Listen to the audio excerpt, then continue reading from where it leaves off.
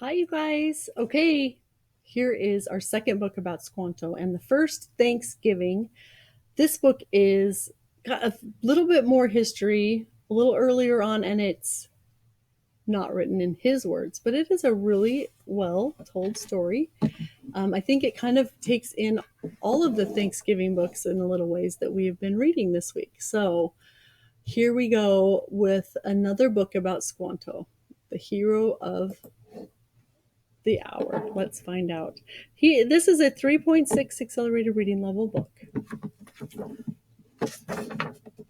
Squanto and the First Thanksgiving.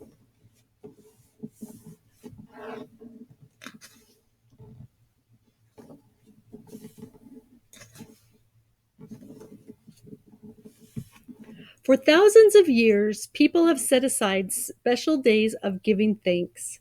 People in the United States have celebrated Thanksgiving for over 350 years. How did Thanksgiving start?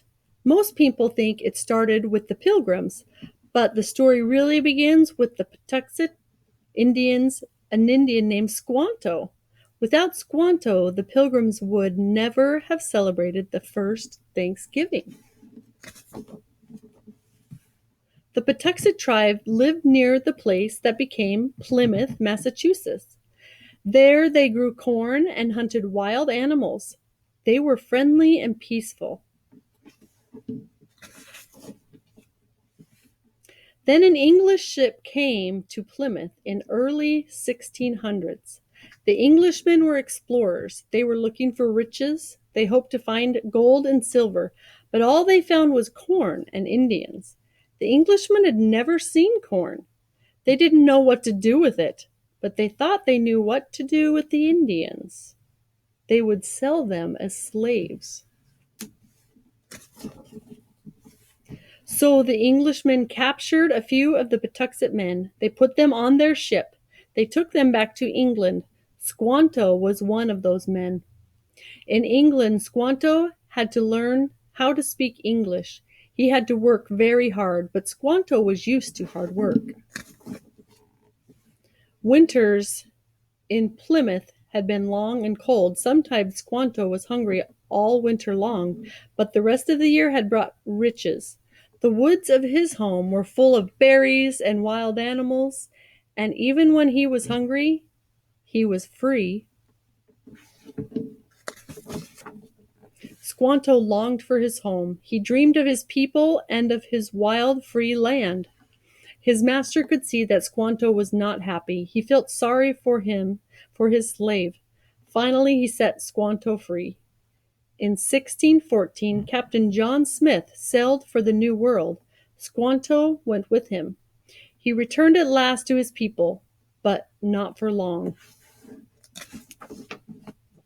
Captain Smith sailed back to England, but he left one of his ships behind. The captain of that ship was named Thomas Hunt.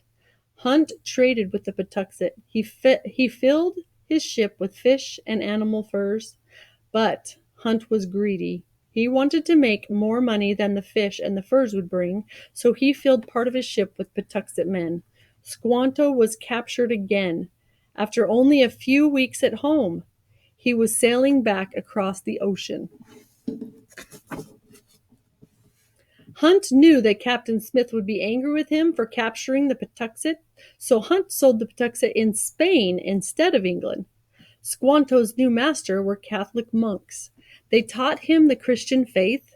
They were kind to him, but Squanto was sadder than ever. All he wanted was his freedom. At last, the monks took pity on him. They helped him get back to England. In England, Squanto was able to find a ship going to America. He was on his way home again, but what great sadness he found when he arrived. Squanto wandered through the Patuxet villages. He could not believe his eyes. All he found were empty huts. The cornfields were black and dead. All of his people were gone. Squanto was the only living Patuxet. What had happened? A nearby tribe told him.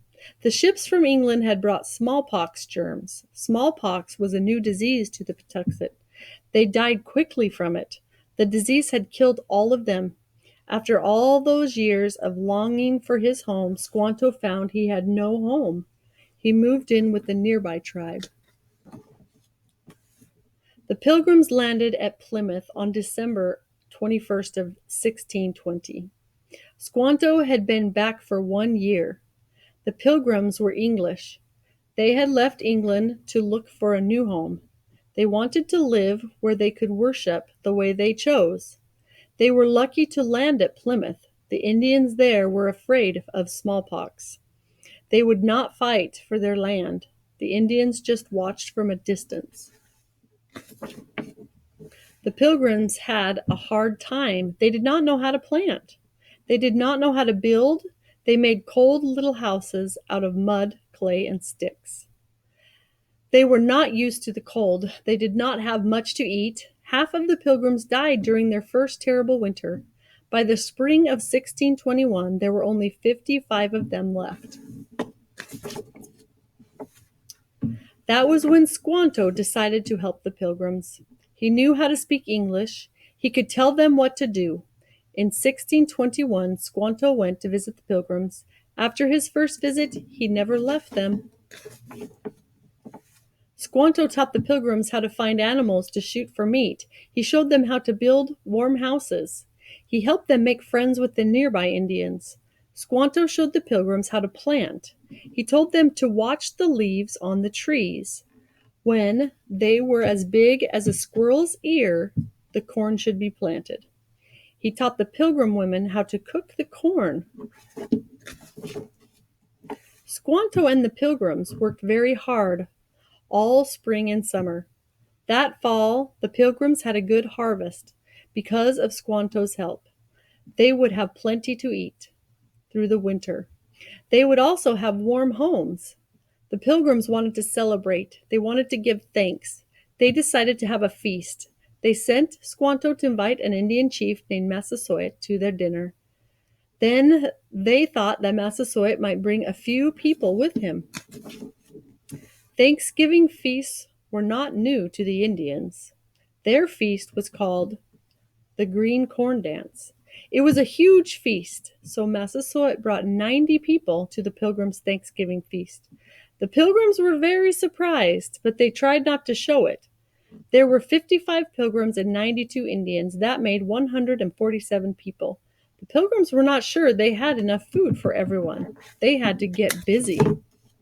For 3 days, the women did nothing but cook.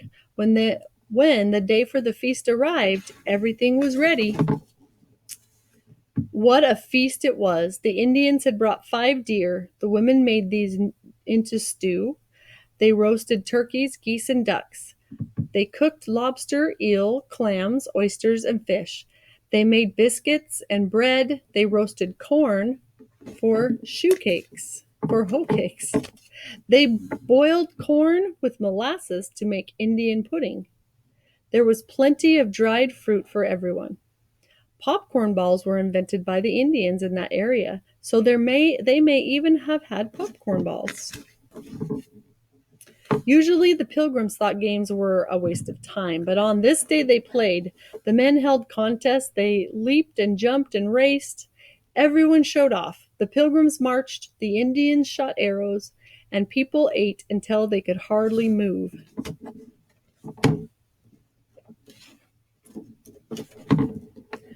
What a happy day that first Thanksgiving was. The Pilgrims had new warm homes. They had new friends and plenty of food. They knew they would be able to live through the next winter, and none of it would have happened without a Patuxet Indian named Squanto. So here's an interesting history afterwards. Things did not turn out to be as easy as they looked on the first Thanksgiving. The winter that followed was even worse than the first for the Pilgrims. Then 3 more ships sailed into Plymouth. They brought hundreds of people, but no food. The crops in 1622 was not a good one, so there was no Thanksgiving that year. Thanksgiving was celebrated again in 1623, but it was celebrated in July to give thanks for rain. For years, there was no official day for Thanksgiving. People celebrated whenever they felt like it. Then in 1864, President Lincoln named the last Thursday in November as the official U.S. Thanksgiving. In 1939, President Roosevelt changed it to the third Thursday. Then in 1941, it was changed back. Thanksgiving has been through a lot of changes.